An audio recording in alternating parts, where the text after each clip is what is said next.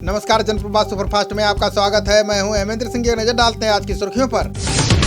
मोदी सरकार ने किसानों को बड़ा तोहफा दिया है। सरकार ने 60 लाख टन चीनी निर्यात करने का फैसला लिया है। मोदी कैबिनेट ने निर्णय लिया है कि किसानों को 3500 करोड़ रुपए निर्यात सब्सिडी, 18,000 करोड़ निर्यात लाभ तथा अन्य सब्सिडी दी जाएगी। केंद्रीय मंत्री प्रकाश जावड़ेकर ने बताया कि केंद्रीय मंत्रिमंडल ने अगले दौर की स्पेक्ट्रम नीलामी को मंजूरी दे दी है। प्रकाश जावड़ेकर ने कहा कि इसके तहत लगभग 6 लाख करोड़ रुपए मूल्य की रेडियो तरंगों की बिक्री की जाएगी। कृषि मूल्यों के खिलाफ जारी किसानों के आंदोलन पर आज सुप्रीम कोर्ट में सुनवाई हुई। शीर्ष अदालत ने तमाम दलीलों को सुनने के बाद कहा है कि वो किसानों के पक्ष को भी सुनना चाहते हैं। इसको लेकर किसान संगठनों को एक नोटिस जारी किया गया है। चीफ जस्टिस बोबड़े की अगुवाई वाली बेंच ने कहा कि राष्ट्रीय मुद्दा सहमति से सुलझना चाहिए। साथ ही कोर्ट ने सरकार से पूछा है कि अब तक समझौता क्यों नहीं हुआ। इस पर जल्द से जल्द एक कमेटी बनाकर चर्चा की जानी चाहिए। अब इस मामले में कल सुनवाई होगी।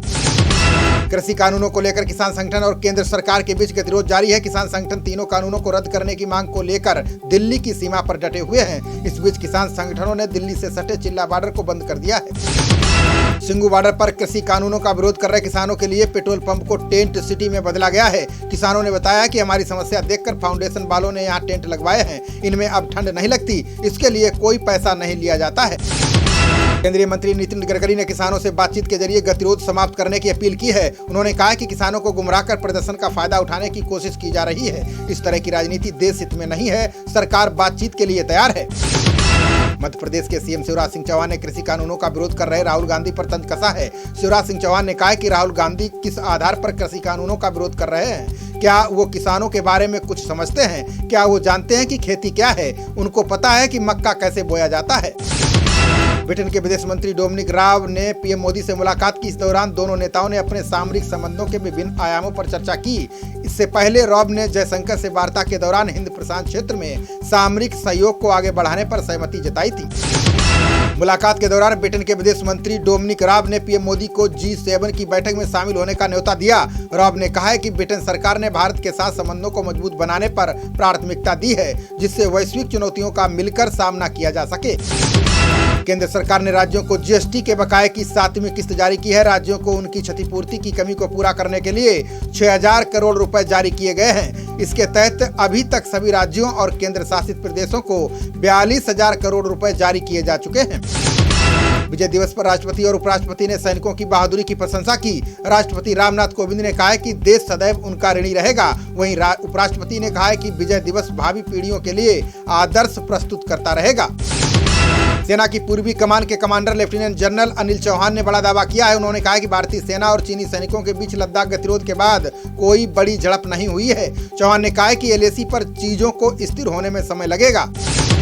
बॉम्बे हाईकोर्ट ने महाराष्ट्र की उद्धव सरकार को बड़ा झटका दिया है। कोर्ट ने मुंबई के विवादित मेट्रो कार शेड प्रोजेक्ट पर रोक लगा दी है। पिछले वर्ष आरे में इस प्रोजेक्ट के निर्माण को लेकर विवाद हुआ था। उसके बाद इसे कांजूर मार्ग पर बनाने का फैसला किया गया है। राजधानी दिल्ली में कोरोना महामारी की तीसरी लहर कमजोर पड़ने लगी है। पिछले कुछ दिनों में संक्रमण दर में आई कमी के चलते ये सुधार देखने को मिला। दिल्ली में बीते 24 घंटे में 1376 नए मामले सामने आए, जो पिछले 3.5 महीने में सबसे कम है। सीएम ममता द्वारा भाजपा से पैसे लेने के आरोप पर ओवैसी ने पलटवार किया है। ओवैसी ने कहा है कि आज तक कोई ऐसा आदमी पैदा नहीं हुआ जो पैसों से हमें खरीद सके। ममता बनर्जी के आरोप पूरी तरह से बेबुनियाद हैं और वो बेचैन हो गई हैं। विधानसभा चुनाव से पहले ममता बनर्जी को बड़ा झटका लगा है। टीएमसी के वरिष्ठ नेता शुभेंदु अधिकारी ने विधायकी से इस्तीफा दे दिया है। अब शुभेंदु के भाजपा में जाने की अटकलें तेज हो गई हैं। गृह मंत्री अमित शाह के बंगाल दौरे के दौरान शुभेंदु बीजेपी में शामिल हो सकते हैं। सुप्रीम कोर्ट ने सभी धर्मों के लिए तलाक और गुजारा भत्ते का एक समान आधार लागू करने की मांग वाली याचिकाओं पर सुनवाई की।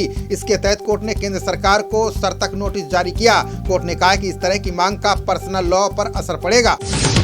राजस्थान की राजनीति में एक बार फिर उठक पटक की चर्चा तेज हो गई। सूत्रों की मानी तो अहमद पटेल के निधन के बाद अब अशोक गहलोत को उनके स्थान पर लाने की बात कही जा रही है। वहीं सचिन पायलट को राजस्थान का सीएम बनाए जाने के कयास लगाए जाने लगे हैं। केरल में स्थानीय निकाय चुनाव के लिए मतगणना जारी है। 941 पंचायतों में LDF 503 पर आगे चल रहा है। वहीं UDF 377 और NDA 24 पंचायतों में आगे चल रही है। तिरुवनंतपुरम में बीजेपी के जिला अध्यक्ष VV राजेश पूजपुरा वार्ड से चुनाव जीत गए हैं।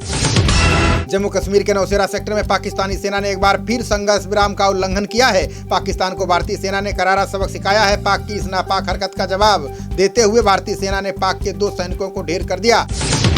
बिहार चुनाव में पार्टी के प्रदर्शन से उत्साहित असदुद्दीन ओवैसी अब यूपी में अपने पैर जमाने का प्रयास कर रहे हैं। इसी को लेकर उन्होंने आज सुहेल देव पार्टी के अध्यक्ष ओपी राजभर से लखनऊ स्थित एक होटल में मुलाकात की। इस दौरान दोनों नेताओं में चुनाव को लेकर चर्चा हुई। यूपी के संभल में मुरादाबाद आगरा हाईवे पर कोहरे के कारण रोडवेज बस और गैस से भरे कैप्सूल में जोरदार टक्कर हो गई। इस हादसे में 9 यात्रियों की जान चली गई, जबकि 30 लोग हताहत हुए हैं। हादसे पर सीएम ने गहरा शोक व्यक्त किया है और समुचित इलाज के निर्देश दिए।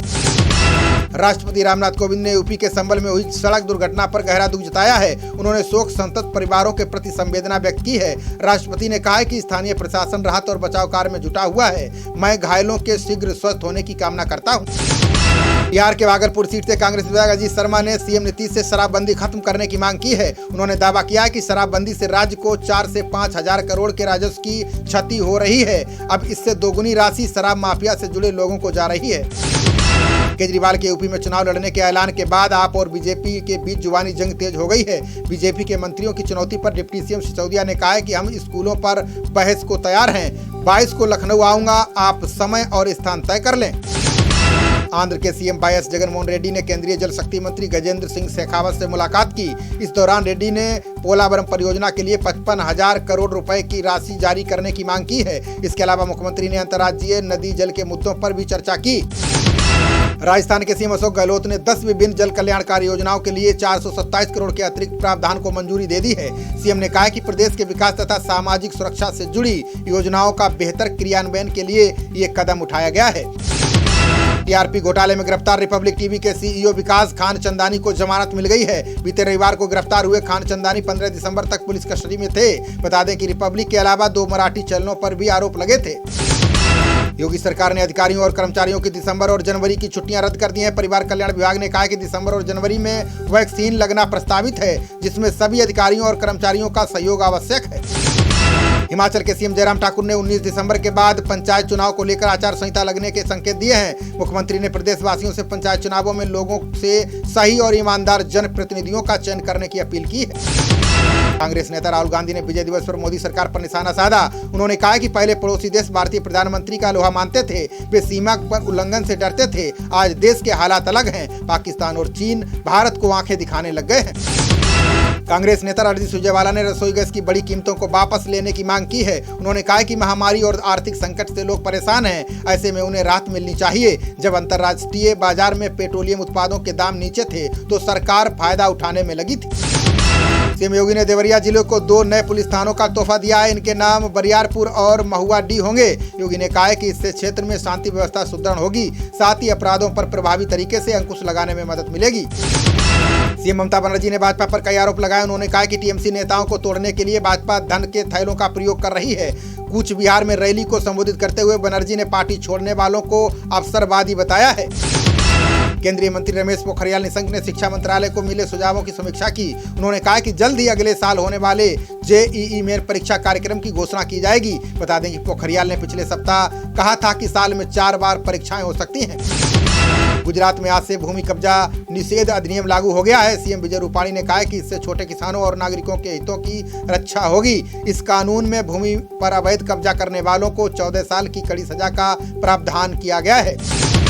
अमेरिकी संसद ने $740 अरब का रक्षा नीति विधेयक आधिकारिक रूप से पारित कर दिया है, जिसमें एलएसी पर भारत के खिलाफ चीन की आक्रामकता का विरोध किया गया है, जिसमें चीन को सैन्य आक्रामकता समाप्त करने की हिदायत दी गई है। एसबीआई ने एक शोध रिपोर्ट जारी की है, जिसमें कहा गया है कि बेहतर सुधार के चलते 2020-21 में जीडीपी वृद्धि दर 7.4 रहेगी। रिपोर्ट में कहा गया कि महामारी से पहले के स्तर पर दोबारा पहुंचने के लिए 7 तिमाहियों का वक्त लगेगा। दुनिया की करीब 1/4 आबादी को 2022 तक कोरोना का टीका नहीं लग पाएगा। बीएमजे ने प्रकाशित अध्ययन में ये दावा किया है। पत्रिका ने विश्व समुदाय को सचेत किया है कि टीके को वितरित करना उसे विकसित करने जैसे ही चुनौतीपूर्ण कार्य होगा।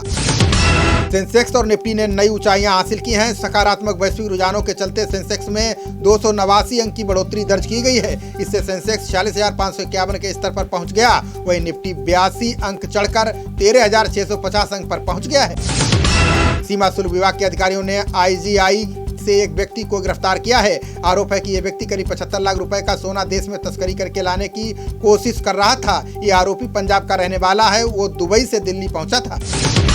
ड्रग मामले में अभिनेता अर्जुन रामपाल आज एनसीबी के सामने पूछताछ के लिए पेश नहीं हुए। उन्होंने एनसीबी के अधिकारियों से 22 दिसंबर तक का समय मांगा है। अर्जुन रामपाल ने कहा है कि वो किसी पर्सनल काम में व्यस्त हैं, इसलिए उन्हें 22 दिसंबर तक का समय दिया गया है। यूपी के हाथरस में पुलिस ने नकली मसाला फैक्ट्री का भांडाफोड़ किया है। पुलिस की छापेमारी में पता चला है कि यहाँ गधे की लीद, सूखी घास, नकली रंग और तेजाब की मदद से मसाले तैयार किए जा रहे थे। पुलिस ने बड़ी मात्रा में मसालों को टेस्टिंग के लिए भेज दिया है। गुजरात में निकाय चुनाव से पहले कांग्रेस को बड़ा झटका लगा है। प्रदेश अध्यक्ष अमित चावड़ा और नेता प्रतिपक्ष परेश धनानी ने अपने पदों से इस्तीफा दे दिया है। दोनों नेताओं ने अपने इस्तीफे की वजह पिछले दिनों हुए उपचुनाव में कांग्रेस की करारी हार को बताया है।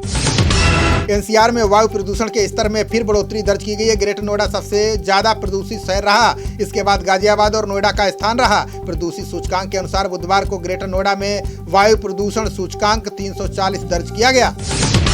दाहोद शहर नगर पालिका ने अतिक्रमण विरोधी अभियान चलाया। ये कदम स्टेशन रोड को विस्तार देने के लिए उठाया गया है। इस मौके पर नगर पालिका अधिकारी और कर्मचारी मौजूद रहे। किसी भी विरोध से निपटने के लिए पुलिस बल तैनात रहा।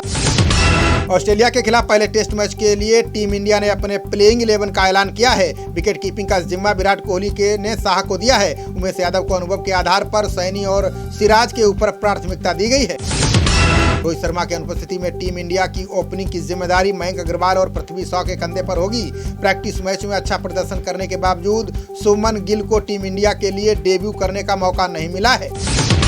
भारतीय टीम के पूर्व कप्तान सौरव गांगुली को 1.5 करोड़ रुपए के टैक्स मामले में बड़ी राहत मिली है। सर्विस टैक्स अथॉरिटी ने गांगुली को मिली पूरी फीस को कंपोजिट फीस मानकर उस पर टैक्स वसूला था। अब पूर्व कप्तान को अपना पैसा ब्याज सहित वापस मिलेगा। खबरों का सिलसिला जारी रहेगा। देखते रहिए जनप्रवाद। नमस्कार।